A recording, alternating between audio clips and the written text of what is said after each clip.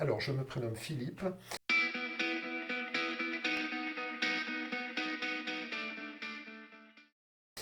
Comment me décrire? Physiquement, je ne sais pas trop. J'ai envie de le faire d'une manière un peu métaphorique, avec une image utilisée par un poète russe du XXe siècle, du début du XXe siècle, que j'aime beaucoup, qui s'appelait Mayakovsky, et qui était une grande gigue de quasiment 2 mètres, et qui disait de lui: Je suis un nuage en pantalon, pour exprimer le fait que son enveloppe corporelle n'était pas forcément à l'image de l'idée qu'il se faisait de lui-même, et je me qualifierais comme ça, un nuage en pantalon. Mon pire défaut, je dirais probablement la paresse.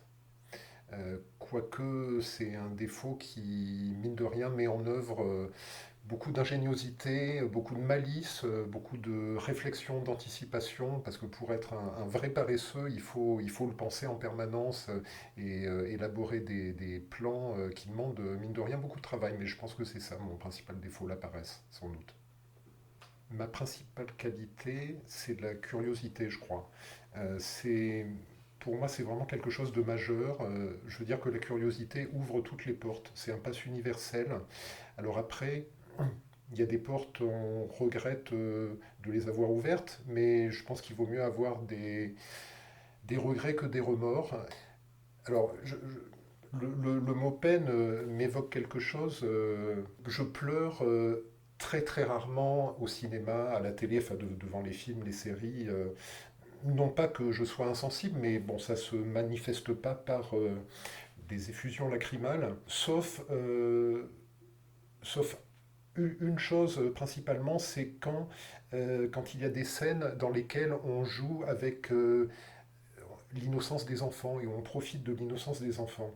Quand on joue avec l'innocence des enfants de manière positive ou négative, ça c'est quelque chose qui me fait une peine intérieure, mais d'une profondeur et d'une intensité, parce qu'on joue avec la crédulité de gens qui mettent entre nos mains la confiance la plus totale, et voilà, ça me fait beaucoup de peine. Une chose qui manque beaucoup à notre monde en ce moment, c'est de la dignité vis-à-vis de tout un tas d'événements. Euh, c'est important d'être digne, je crois. J'y attache beaucoup d'importance en tous les cas. Aujourd'hui, j'ai pas de tristesse. J'ai transformé la tristesse en mélancolie. Et la mélancolie, c'est pas quelque chose de très fun, mais c'est un sentiment extrêmement noble pour moi, qui est très important. Euh, à la limite, je me demande même pas si je le cultive pas. C'est des tas de petites choses infimes dans la vie de tous les jours. C'est le fait de lire une poésie qui m'enchante, c'est le fait de voir une info passer sur un fil qui est un peu moins négatif que les autres. C'est d'essayer de me créer pour moi-même un petit bonheur par jour, quelle que soit son intensité. Euh, c'est David Lynch dans Twin Peaks qui dit ça. Il joue un inspecteur complètement loufoque et il dit c'est important tous les jours de se trouver un petit bonheur. Alors il est dans une ville où il y a des meurtres, il y a du sang partout, c'est épouvantable. Malgré tout, tous les jours, il va au diner du coin et il se commande un café parce que le café est délicieux avec une part de tarte aux pommes. Et quand il n'a pas trouvé d'autre bonheur dans la vie ce jour-là, bah, son petit bonheur c'est celui-là. Voilà, j'essaie de trouver mon bon café et ma part de tarte aux pommes tous les jours. Plein de choses, beaucoup trop de choses, sûrement. Qu'est-ce qui me passionne? La littérature, la poésie, la musique, toutes les musiques, la musique classique, le rock, la pop, le, la peinture, le dessin, le, la couture, le point de croix, je fais un peu de point de croix aussi. Euh, En fait, ce qui me passionne, c'est tout ce que je ne connais pas. Alors, mes forces physiques, voilà, c'est le fait que, vraisemblablement, même si je ne suis pas un dingue de sport, j'ai une force physique naturelle qui me permet de soulever des charges lourdes. Donc voilà, donc Physiquement, j'ai de la force. J'ai pas de force psychologique. C'est une grosse carence de ma part. Donc ça me fragilise beaucoup dans plein d'aspects de la vie. Ça induit un manque d'assurance.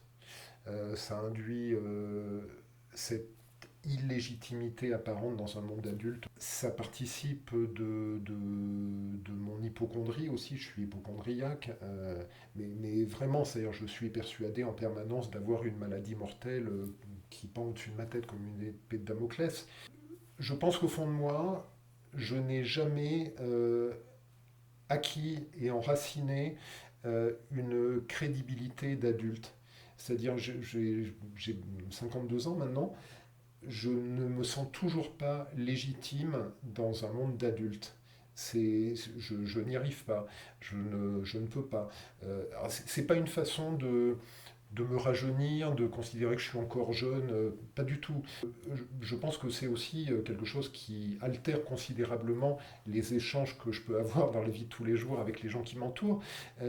C'est le fait que je me vois encore comme un enfant au milieu d'adultes, et donc je ne crois pas à l'importance d'une prise de parole de ma part dans une discussion, par exemple, parce que je pense que ça va être parallèle et que au mieux ça va distraire les grands qui parlent ensemble de leur conversation principale, ou dans le pire des cas, ils vont l'ignorer. Je suis persuadé que je n'intéresse absolument pas les gens. Donc moi, ma certitude, je dis certitude entre guillemets parce que je sais que c'est exagéré, que c'est sûrement pas la réalité, mais je le vis comme ça, je peux pas faire autrement, c'est que je pense que au mieux, je n'intéresse pas les gens, mais la plupart du temps, je les ennuie, voire je les fais chier. Je ne supporte pas de ne pas être apprécié.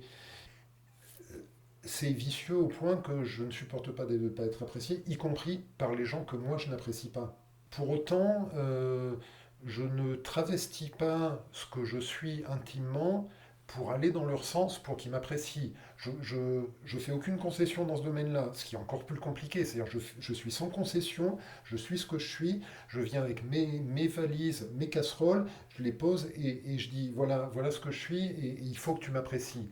Et c'est évidemment pas possible. Et quand c'est pas possible, et que ça m'est renvoyé dans la figure, ou que je m'en aperçois un petit peu, je le vis super mal. Je ne supporte pas. J'ai d'énormes difficultés avec l'expression orale. Euh, Ce qui va de pair avec le fait que j'ai d'énormes facilités avec l'expression écrite. Est-ce que l'expression écrite, du coup, est venue, chronologiquement, elle est forcément venue après, est-ce qu'elle est venue justement compenser cette difficulté de l'expression orale? Je ne sais pas, mais oui, j'ai beaucoup de mal à parler, à trouver des arguments à l'oral. C'est pas du tout naturel pour moi, ça vient pas comme ça. Donc du coup, dans mes interactions avec les gens, que ce soit des gens proches, intimes ou moins proches, c'est compliqué. C'est-à-dire, je trouve pas les mots qu'il faut, pour les bonnes choses comme pour les mauvaises, dit-il en s'exprimant à l'oral.